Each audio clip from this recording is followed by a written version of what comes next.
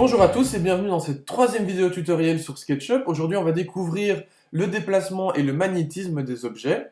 Si vous n'avez pas encore découvert l'introduction qui vous fait un récapitulatif rapide de toutes les utilités de SketchUp, n'hésitez pas à le faire en cliquant sur la vidéo qui s'affiche quelque part sur l'écran.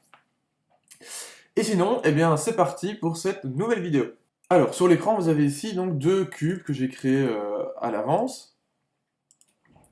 Et la première chose qu'on va voir, c'est un truc vraiment intéressant, ça s'appelle le magnétisme. Enfin, c'est ce que j'ai décidé d'appeler le magnétisme. L'intérêt, c'est que SketchUp, en fait, va en quelque sorte un peu prédire ce que vous voulez faire et va vous indiquer des endroits particuliers sur un objet. Donc, je prends par exemple mon outil de sélection. Je viens sur ce cube qui a été créé. Alors, si vous remarquez, le point qui est au centre de mes quatre croix est bleu. Donc c'est une croix bleue pour l'instant. Et il est marqué, si je laisse, il s'affiche qu'il est marqué sur la face. Donc ce point bleu, quand le point est bleu en général, c'est que je me trouve sur une face. Tout simplement, sur la face d'un objet. Si je viens sur une arête, il devient rouge. Et il indique sur l'arête. Si je viens au centre de l'arête, regardez, le point vient se magnétiser en fait sur un point particulier de l'arête, c'est le point du milieu. Donc je me retrouve avec le point du milieu de mon arête. Ça c'est assez intéressant. Après on a aussi, hop, il devient vert, c'est que je suis sur une extrémité. Donc trois possibilités. Bleu, c'est que je suis sur une face, n'importe où sur la face. Rouge, c'est que je suis sur une arête. Vert, c'est que je suis sur l'extrémité d'une arête. Et quand on a cette espèce de bleu très clair, c'est que je suis sur un point milieu. Milieu d'une arête ou parfois milieu d'une figure, quand c'est un cercle, etc. Parfois il l'indique. La partie intéressante avec ce magnétisme, c'est que si je veux coller le coin supérieur gauche de cet objet à la moitié, par exemple, de l'arête de celui-ci, je sélectionne le coin par magnétisme. Hein, j'ai été en vert, donc j'étais bien sur le coin. Je déplace. Donc il me suffit de venir me rapprocher de ce cube, et il va automatiquement se magnétiser sur une arête, puis se magnétiser sur une extrémité. Je descends le long de l'arête, il reste magnétisé à cette arête, et regardez, hop, il s'est magnétisé tout seul sur le point du milieu.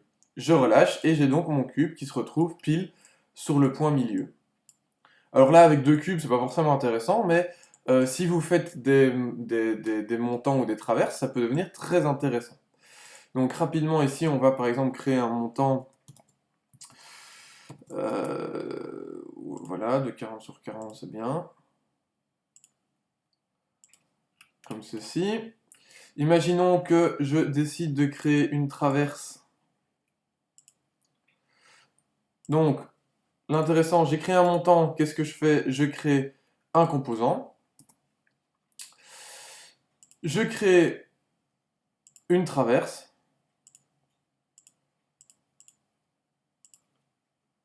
Voilà, qui est une belle traverse.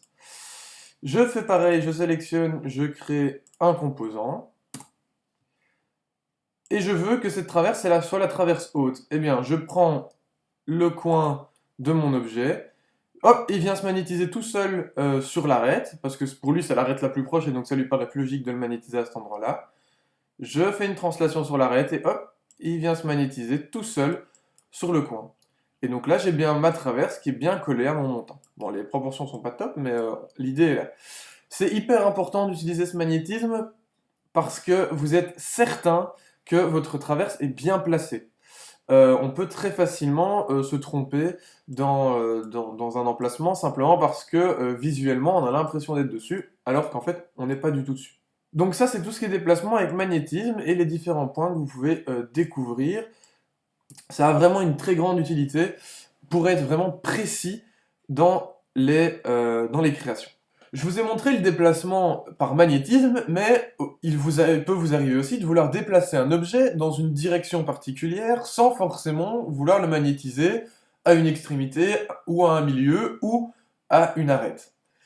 Dans ce cas-là, on a vu dans l'autre vidéo un certain nombre de manières. Donc on prend l'outil de déplacement, et avec cet outil de déplacement, vous pouvez vous déplacer selon un axe particulier, d'accord? Hop, selon l'axe que vous voulez, et indiquer ce déplacement avec l'aide du pavé numérique.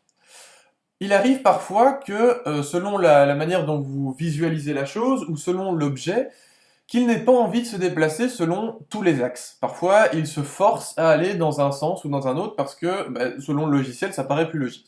Mais, parfois, vous voulez aller à l'encontre de cette logique. Alors, c'est pas compliqué. Une fois que vous avez sélectionné votre objet, vous allez utiliser les flèches de votre clavier.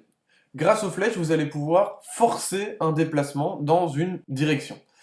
Donc, par exemple, ici, je veux aller dans une certaine direction, je vais taper sur une des flèches de mon clavier, et vous voyez que, à ce moment-là, il est forcé de se déplacer sur l'axe vert, ici. Voilà. Là, quoi que je fasse, je peux même aller par là, quoi que je fasse, il va se déplacer sur l'axe vert. D'accord? Donc, par exemple, je peux l'aligner avec celui-ci. Pareil, si je vais dans un autre sens, là, il est obligé d'aller sur l'axe rouge. Quoi que je fasse, même si je vais d'avant en arrière, il va d'office se déplacer sur l'axe rouge. Si je fais les flèches au bas, il va se déplacer d'office sur l'axe bleu. Voilà. Donc au bas, axe bleu, gauche-droite, c'est l'axe rouge et l'axe vert. Ça c'est un peu à retenir, mais voilà. On arrive donc à la fin de cette troisième vidéo tutoriel sur SketchUp.